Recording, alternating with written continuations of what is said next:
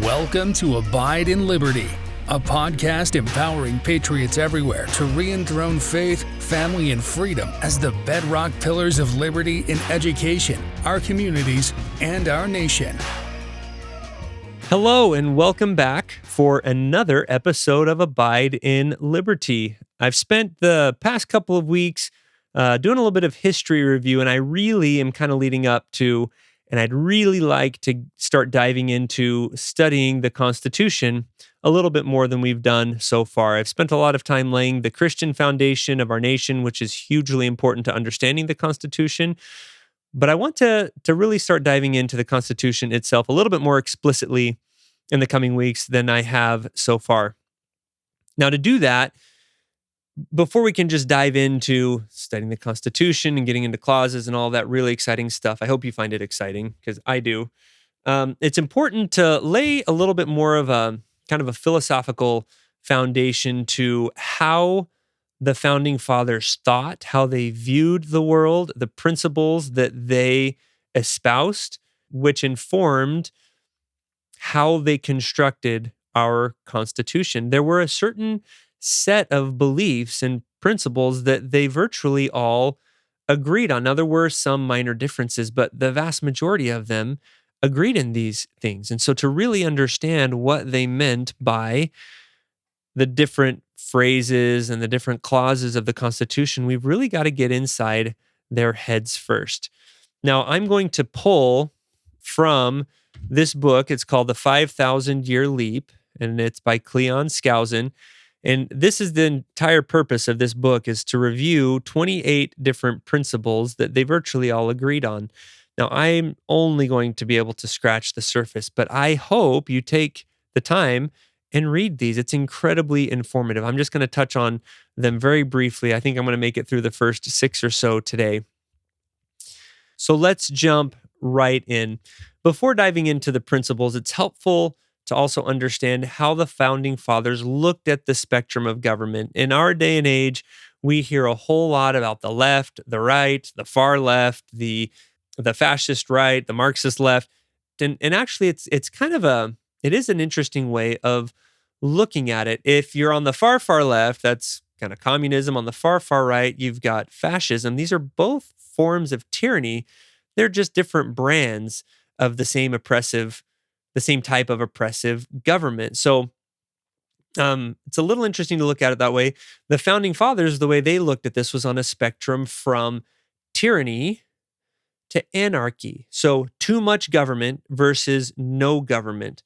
And their goal was to find a nice balanced center. You need enough government to keep things in order, but you don't need so much that you have limited personal choices. But at the flip side, anarchy, as history has shown, has turned out to be less tolerable to people than a pure tyranny. Almost inevitably, when a society descends into anarchy, it does not take very long at all for them to desperately cling to some ruler who will pull them out of it. Whereas, yes, people do rebel against tyrannical governments, but they tend to support them and put up with them for far longer than they're willing to put up with anarchy. So their whole goal here was to try and find that nice balanced middle. We talked a little bit last week about how the Articles of Confederation, which is the government that operated during the Revolutionary War, was inadequate to what was needed. We would probably say there wasn't quite enough government for things to really run efficiently and smoothly. So it was a little bit more leaning towards the anarchy end of the spectrum. It wasn't pure anarchy, but it was still not as much government as was needed and was appropriate. And so when they came together during the Constitutional Convention, they were trying to fix those things and bring our government a little bit more closer to the center, a little bit more government power, but not so much that it became despotic. Okay, so with that stage set, let's jump into talking about some of these principles. The first principle that they virtually all agreed in was a concept of natural law. Now, this might sound a little bit familiar. We don't typically study a whole lot about natural law in our society anymore, but you've probably heard some of its language in the opening to the Declaration of Independence. When in the course of human events, it becomes necessary for one people to dissolve the political bands which have connected them with another, and to assume among the powers of the earth the separate and equal station to which the laws of nature and nature's God entitle them, a decent respect to the opinions of mankind requires blah, blah, blah, and it goes on. We hold these truths to be self-evident, that all men are created equal, that they are endowed by their Creator with certain unalienable rights, that among these are life, liberty, and the pursuit of happiness. So laws of nature, nature's God, unalienable rights, these are all phrases that tie directly back to this idea of natural law. Cicero was a Roman philosopher who talked a lot about the importance of natural law. And I'm going to read a quote from him, and I want you to see there's something that seems like it would be kind of out of place for a Roman philosopher, a philosopher who believed in a pantheon of gods. He said, "True law is right reason in agreement with nature. It is a sin to try and alter this law, nor is it allowable to attempt to repeal a part of it. And it is impossible to abolish it entirely. We cannot be freed from its obligations by Senate or people, and we need not look outside ourselves for an expounder or interpreter of it. And there will be no different laws at Rome and at Athens, or different laws now and in the future, but one eternal and unchangeable law will be valid for all nations and for all times. And there will be one master and one rule, that is God over us all, for he is the author of this law, its promulgator and its enforcing judge." So there's a couple really remarkable things about this. First of all, that he tied this natural law, this innate right and wrong, back to God is notable. Also, that this is eternal, that it's true now and in the future. It's true whether you're in America or whether you're in China or whether you're in Japan or whether you're in Africa. It's true for everybody everywhere. Now, to illustrate how this works, if you were to ask, is murder wrong? Practically every person in every society on the planet and back through the ages would agree that murder is indeed wrong. There is something inside us that screams that taking the life of another person is wrong. And where does that little inner voice come from? It doesn't come from the law. Cicero, in another time, states that if natural law didn't exist, then you could make murder legal, and the fact that it's legal, that would make murder right. But I think we can all agree that if we were to say today, and we were to pass a law today that murder is legal, that still wouldn't rub right. That would still feel wrong. It would grate against something inside of us that says, that's not right. That's not right. That thing is natural law. That's conscience. That's the Holy Ghost, whatever you want to call it. It's this thing inside of us that we know what right and wrong is. And no law can actually make a wrong thing right. And no law can, in reality, actually make a right thing wrong. It's impossible. I really like, too, that he points out that we need not look outside ourselves for an expounder or an interpreter of natural law. We don't have to look to any law code. We don't need to look to any Supreme Court to know that killing is wrong, that stealing is wrong, that lying is wrong. We just know it. It's inside of us. This exists apart from any human construct. Some things are just wrong.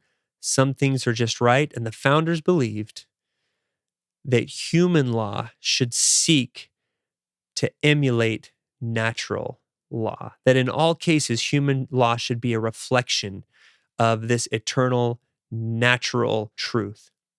And in fact, many of them said that if there's a law that violates the law of nature, it's not really a law. It can't be a law. It's impossible for it to be a law.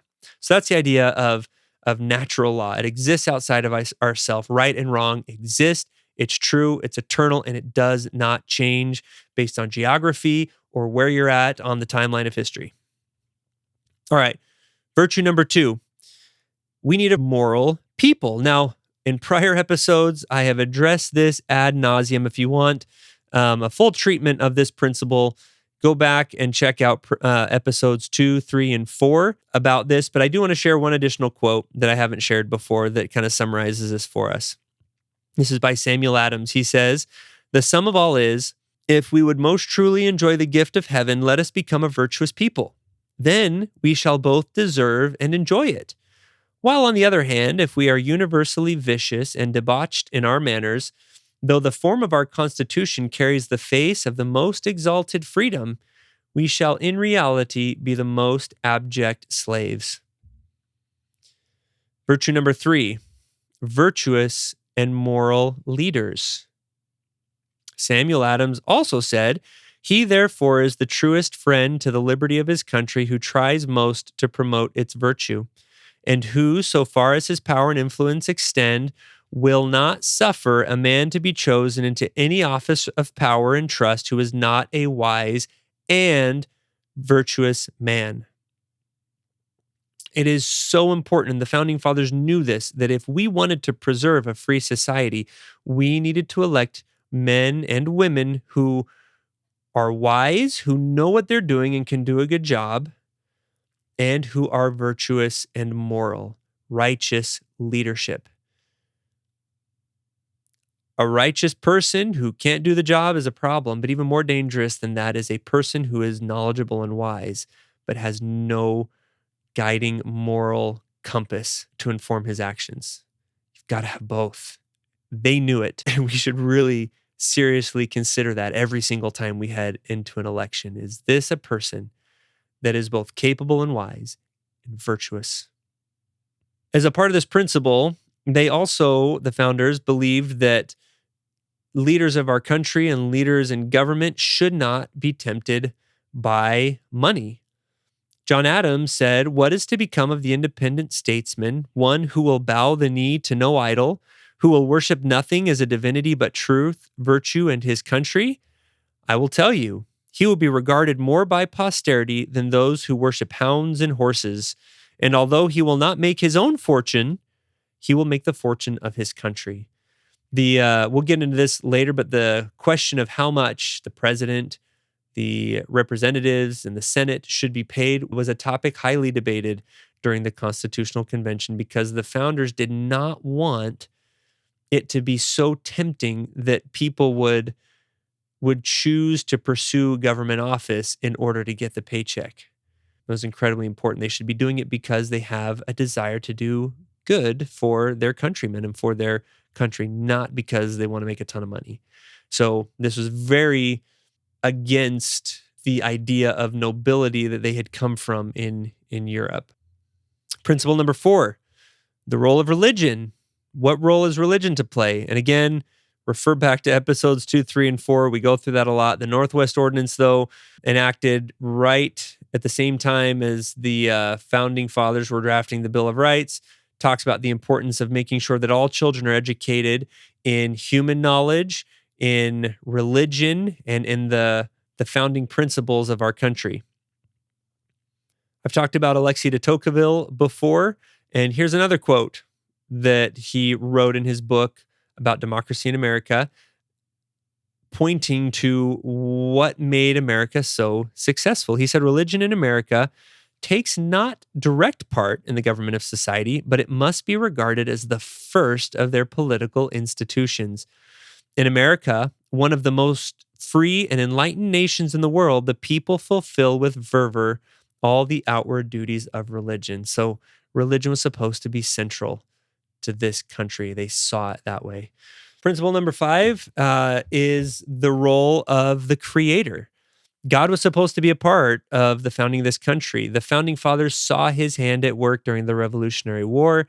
They saw him directing their actions during the Constitutional Convention. God is our country's most prominent founding father, bar none. Now, there's some interesting things that deal with this. The Founding Fathers read and loved John Locke, and John Locke was a philosopher who talked about religion in particular. He claimed that reason led you to a belief in God, and that self-proclaimed atheists were people who had simply not put in the mental work to deal with the idea of God, and that not believing in God was irrational. Here's how he looked at it. Here was kind of the logical process he followed. I am something. I know I'm something. I know I'm not nothing. And you can't produce a something from nothing. Something doesn't just pop into existence, right? It has to come from something else. And then that thing that made me, that something that made me, has to be something too. If I didn't pop into existence, I had to have been made. And whatever it was that made me has to be something too, because nothing can't make something, if that makes sense. And then the final step in his logical process here was that something has to be superior to the thing created. If I'm not a nothing and something created me, whatever it was that created me has to be superior to me. One of the common counter arguments about the role of God in our country that people will say is, well, show me in the Constitution where it mentions God. And it doesn't explicitly, it does mention religion. We've talked about the First Amendment, it does talk about there not being a religious test.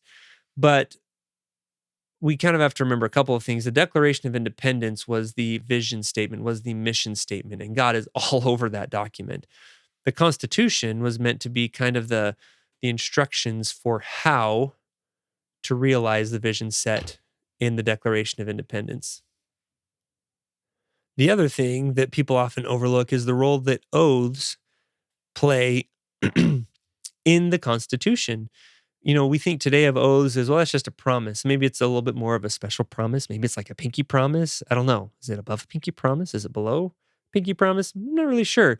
But we kind of see it as just a higher level of promise. But the founding fathers, and there are a multitude of quotes from many of them on this topic. My favorite one I'll share with you quickly is, where is the security for property, for reputation, for life, if the sense of religious obligation desert the oaths, which are the instruments of investigation in courts of justice?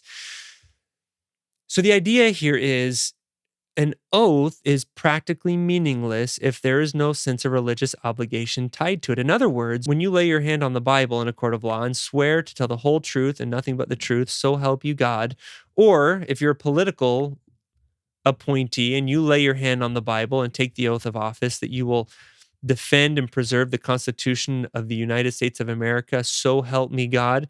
George Washington added that little phrase at the end, by the way. And it's been a tradition since then. If you don't have a healthy fear that you will have to pay in the eternities for not telling the truth in a court of law, for not sustaining and defending the Constitution, then these oaths are just words. They're meaningless. So the idea that there's oaths of office required in the Constitution, every single one of the founding fathers would have looked at that and seen God there, because you are laying yourself at the mercy of God and his punishments if you do not live up to your oath. Even if you're not caught here, you know there's punishment waiting in the next world if you don't do what you said you would do. Principle numbers 6 and 7 kind of go together. Number 6 is that all men are created equal. This comes straight from the Declaration of Independence. Now, what this meant and what they meant by this was that all men are created equal in the sight of God, in the sight of the law, and that all men should be equal in the protection of their God-given rights. Now, what this did not mean, and this is principle 7, this is equal rights, not equal things. Now, in order to understand all this, we've got to look at a couple different things. First of all, where does the sovereign power reside? Sovereign power is the ultimate power in any government. Prior to the founding of our country, the belief was that the power resided in the king. This was a power that was given them by God. This was the divine right of kings. Just because you were born to be king, that's where you got the power. And the founding fathers turned that on its head and said, no. Sovereign power resides in the people. And some of these philosophers that they read, and even Thomas Paine talks about why that is. And they perform this thought experiment that I want to do with you. So imagine early in the beginning of human society, you have individual families who are living, they're growing their own food, they're taking care of themselves. But when you just have a handful, maybe one or two families, you don't really need government. This is what's called being in a state of nature, the place that nature kind of dropped you off when society first begins. But as you start to imagine, society expands, a few generations go by, those two families, one or two families have children, their children have children, and you end up with a larger and larger society. And things start to creep in, crime starts to creep in. And if you're a farmer in this state of nature, and people are starting to come in and steal crops, you kind of have a choice. You can spend all day guarding your borders, guarding your farm, but if you're doing that, you can't be farming. And so you're placed in this predicament. What do we do about it? Well, presumably at some point, the law-abiding citizens in this area, well, I guess there is no law, right? You're in a state of nature, you're obeying just kind of what you want to do. But people will come together and say, look, you've got a farm. You don't want to be guarding your borders all the time. I've got a farm and I don't have time to guard my borders all the time. We need someone to help protect us. So let's have, hey, do you want to be our police? Do you want to kind of keep our farm safe? We'll give you a little bit of our crops so that each of us will pitch in and give you a little bit. And we're going to delegate to you the rights that we have to protect and defend our own lives and property. We're going to let you do that. We're going to pay you to do it so that we can focus on farming. You focus on keeping everybody safe and everybody's happy. So this is when a baby government is born. This is when that first starts to happen. And it's important because I, as a person in a state of nature, have the right to defend myself. If someone's coming to try and hurt me or steal my things, I can defend myself, and I have that right to do it. So because I have that right myself, I can delegate that to somebody else. Now, what that means is if the sovereign power rests here with me in any government, in this little baby government, or even in more complex governments like the one we have now, I cannot delegate to a government a right that I don't have in a state of nature. I have the right to defend myself. I can delegate that. In a state of nature, if I look at my neighbor, let's say this neighbor on my right has 2 cars. The neighbor on my left only has 1. And I don't think that's fair. Or maybe a better example is my neighbor on the right has 3 cars. The neighbor on the left has 1. And I feel like that should be more fair. So I'm going to come and take one of the cars from my neighbor over here and give it to the neighbor that only has 1. In a state of nature, do I have that right to take from what that person has and give it to someone else? And I don't. That's not a right that I have in a state of nature. So I, under this principle, should not be able to delegate to somebody else the authority to take from this person and give to that person. And this kind of forms the crux of the argument for why equal rights and not equal things is an eternal principle. Communism seeks to take from the haves and give to the have-nots. But we can't delegate an authority that we don't have to a government to do that for us. It's if I were to do it, that's called stealing. And if I delegate it to someone else to do it, even if it's a government, that's called stealing. And this has an interesting implication on welfare programs for the government. The founding fathers believed that everybody has the opportunity to prosper, but not everybody is guaranteed that they will. One of my favorite quotes on this one is from Benjamin Franklin. In writing to someone in Great Britain, he said, "I have long been of your opinion that your legal provision for the poor is a very great evil, operating as it does to the encouragement of idleness. To relieve the misfortunes of our fellow creatures is concurring with deity." So to help those who are miserable and underprivileged is concurring with deity. God agrees with that. It is godlike. But if we provide encouragement for laziness, may we not be found fighting against God, which perhaps has appointed want and misery as the proper punishments for idleness and extravagance? everybody should have equal opportunity to succeed. But we cannot remove accountability from people for their actions. There are consequences for laziness. And it's okay if people feel that. But at the same time, there are those who genuinely need help through no fault of their own, and we should help. So that's a tough balance in the real world to strike. But it's an important principle to be constantly striving to achieve. All right, I want to do a quick case study. This is a very hot topic recently with the overturning of Roe versus Wade, and I've been waiting for the right time to address this, and I think this is it. So let's talk about abortion for a minute. We've learned a couple of principles that we can apply to determining whether abortion truly is okay and in accordance with natural law, or if it's not. Does natural law allow you to take another's life? No, it doesn't. We've talked about this already. Now, many people will justify that it's not a life, or maybe this potential life is going to bother me. It's going to be an inconvenience to me. It's going to place a burden on me economically, emotionally, whatever the case is. But then we have to go back to this principle of accountability. Are we aborting this child to avoid accountability for my actions? If either of those things apply, if we're violating natural law that says not to kill, or if we're trying to shirk responsibility and avoid accountability for our actions, then we are not on the right side of principle. We are not on the right side of truth. Now, in the Church of Jesus Christ of Latter-day Saints, its doctrine does allow for some exceptions in the case of rape, incest, or the life of the mother being at risk. And I think rape is an interesting one. I think it's easiest to see why that would be an exception as we talk about these principles, because a victim of rape and a pregnancy that results from that is not an attempt to avoid the consequences of your own actions. You didn't have a choice.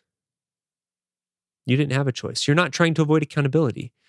Now, where this gets a little fuzzier and where we start heading into gray areas is, well, what about the natural law piece of this? That baby wasn't guilty. That baby did nothing wrong.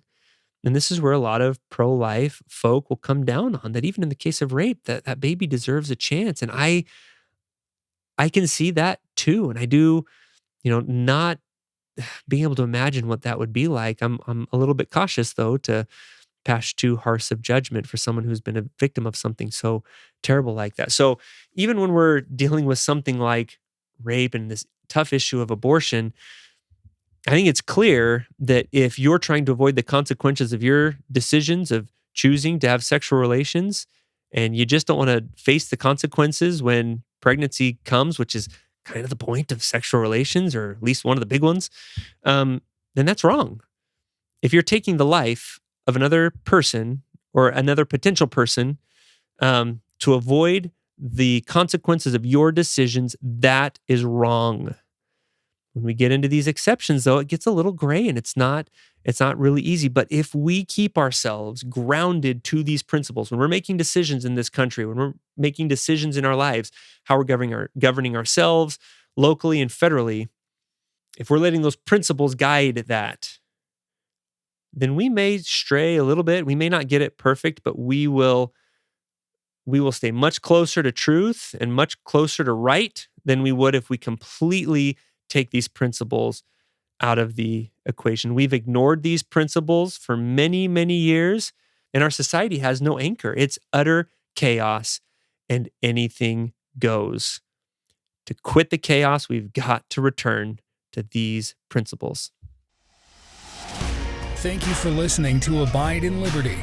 Make sure you subscribe so you don't miss any future episodes, and share this with friends and family. In the meantime, keep up with the show online at abideinliberty.com. Also, if you'd like to help our K-12 bless and educate more families, contact us by visiting libertyyouthacademy.org. Until next time, be on the alert, stand firm in the faith, and be strong.